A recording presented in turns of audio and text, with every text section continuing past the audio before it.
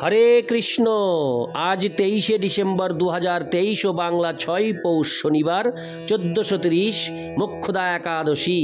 এই মোক্ষদা একাদশীর দিন আমি শ্রীমদ্ ভগবদ গীতা পাঠ করছি।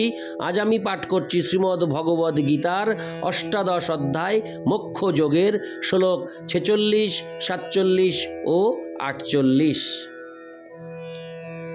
অডিওর শুরুতে আমার সকল ভক্তিমতী মা ও ভক্তবৃন্দের কাছে আমার করজোরে আবেদন, আপনারা আমার এই ছোট্ট চ্যানেল অমৃত গ্রন্থকে সাবস্ক্রাইব করে আশীর্বাদ করুন, সাথে আমাকেও আশীর্বাদ করুন।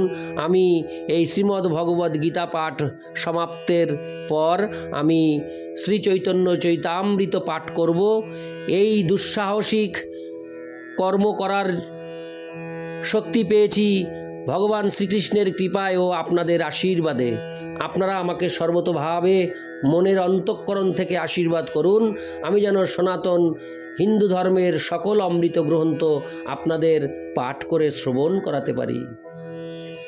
অচ্যুতম কেশবম কৃষ্ণ দামোদরম, অচ্যুতম কেশবম কৃষ্ণ দামোদরম, রাম নারায়ণম জানকী বল্লভম, রাম নারায়ণম জানকী বল্লভম।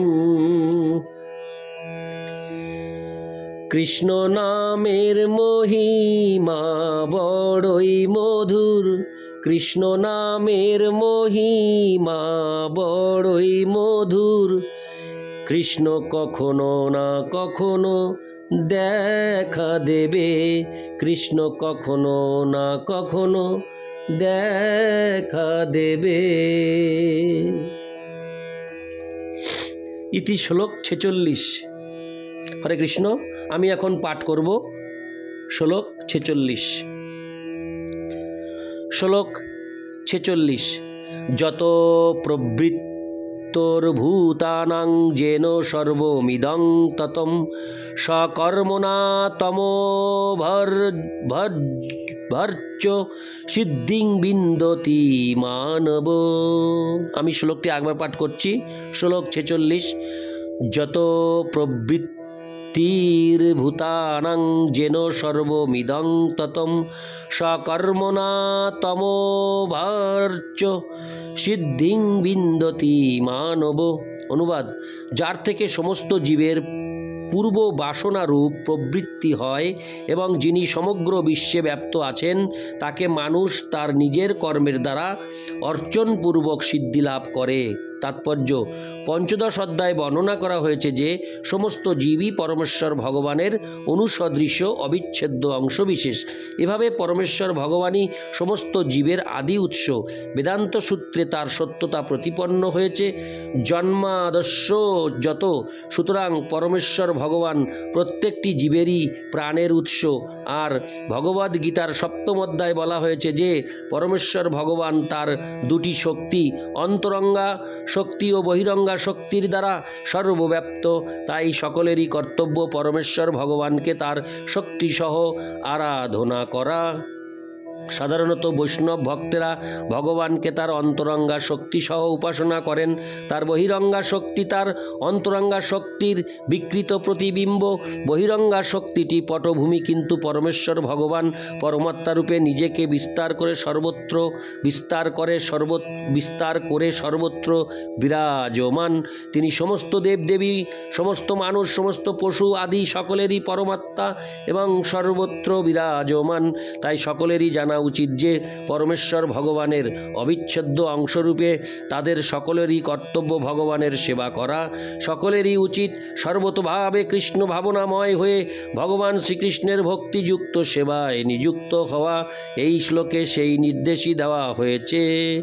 সকলেরই মনে করা উচিত যে সমস্ত ইন্দ্রিয়ের ঈশ্বর ঋষিকেশের দ্বারা তারা বিশেষ ধরনের কর্মে নিযুক্ত রয়েছে এবং তাদের সেই সমস্ত কর্মের ফলের দ্বারা পরমেশ্বর ভগবান শ্রীকৃষ্ণের উপাসনা করা কর্তব্য।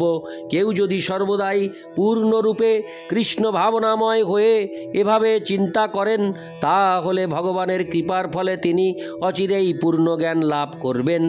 সেটি জীবনের সিদ্ধি। ভগবদ্গীতায় ভগবান বলেছেন, তেষামহং সমুদ্ধর্তা। এই প্রকার ভক্তকে উদ্ধার করার ভার পরমেশ্বর ভগবান নিজেই গ্রহণ করেন। সেটি জীবনের পরম সিদ্ধি। যে কোনো কর্মেই নিযুক্ত থাকুন না কেন, তিনি যদি পরমেশ্বর ভগবানের সেবা করেন তাহলে তিনি পরম সিদ্ধি লাভ করতে পারবেন। ইতি শ্লোক 46। শ্লোক 47।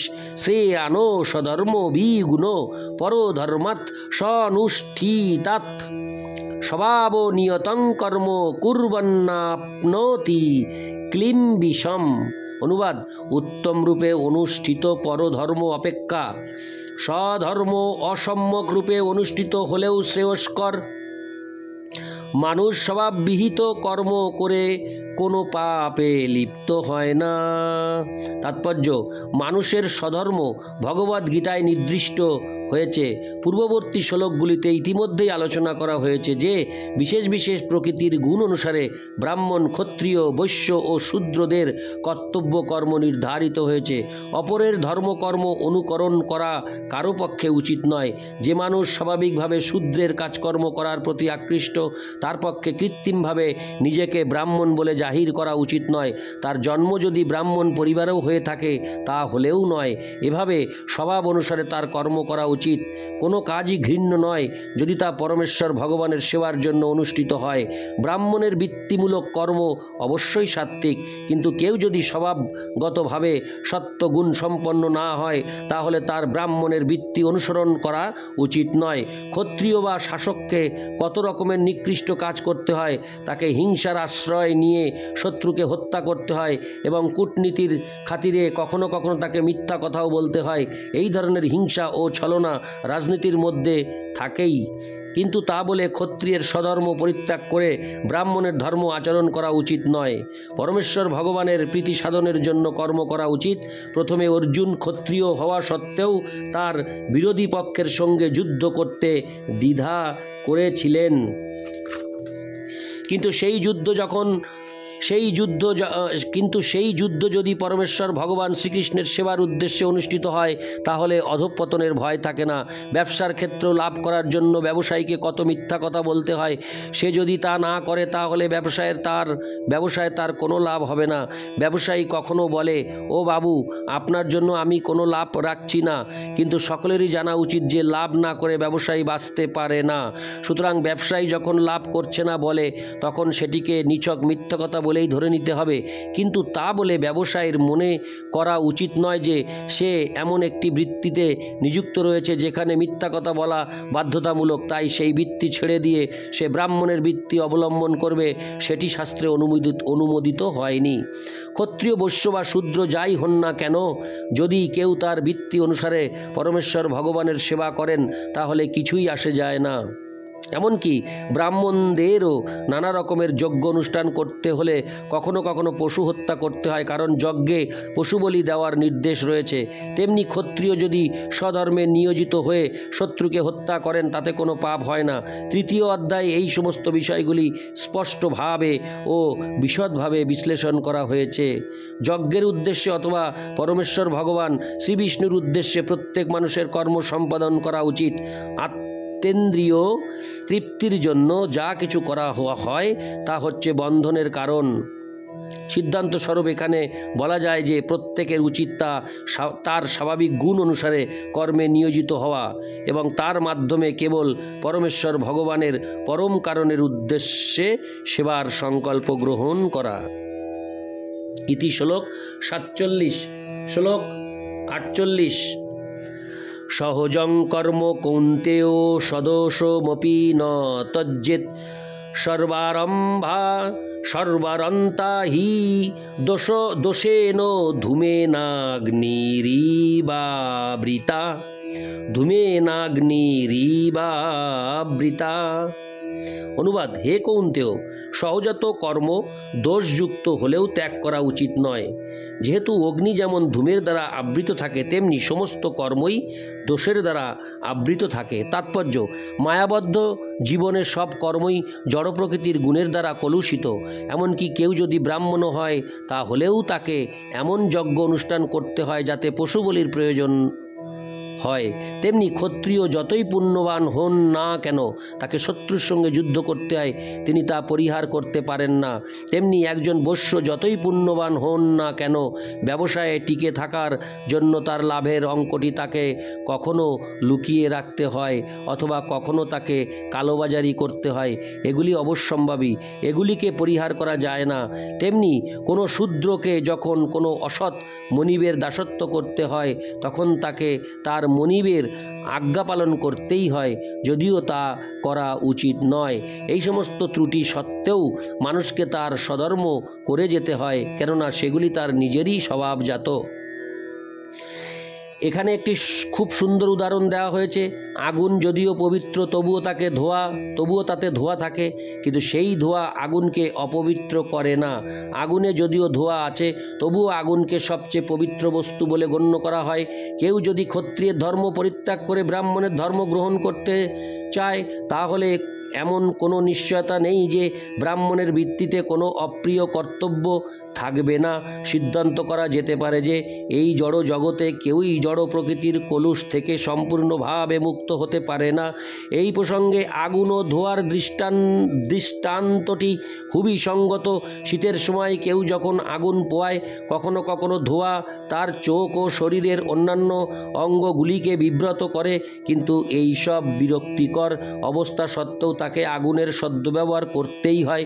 তেমনি বিরক্তিকর কিছু কারণে স্বভাবজাত বৃত্তি পরিত্যাগ করা উচিত নয়, বরং নিজের বৃত্তিমূলক কর্ম অনুষ্ঠান করার মাধ্যমে কৃষ্ণ ভাবনায় ভাবিত হয়ে পরমেশ্বর ভগবানের সেবা করতে দৃঢ় সংকল্প হওয়া উচিত। সেটি সিদ্ধি লাভের বিষয়। পরমেশ্বর ভগবানের সন্তুষ্টি বিধানের জন্য যখন কোনো বিশেষ বৃত্তিমূলক কর্ম অনুষ্ঠিত হয়, তখন সেই বিশেষ কর্মের সমস্ত ত্রুটিগুলি পবিত্র হয়ে যায়। ভগবানের সেবায় যুক্ত হওয়ার ফলে কর্মফল যখন পবিত্র হয়ে যায়, তখন মানুষ অন্তরে আত্মাকে দর্শন করে এবং সেটিই আত্মোপলব্ধি। ইতি শ্লোক 48। হরে কৃষ্ণ। অচ্যুতম কেশবম কৃষ্ণ দামোদরম রামো নারায়ণম জানকী বল্লভম।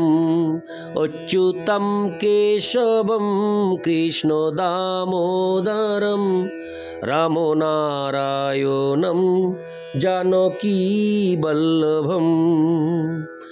কৃষ্ণ নামের মহিমা বড়ই মধুর, কৃষ্ণ নামের মহিমা বড়ই মধুর। কৃষ্ণ কখনো না কখনো দেখা দেবে, কৃষ্ণ কখনো না কখনো দেখা দেবে। হরে কৃষ্ণ।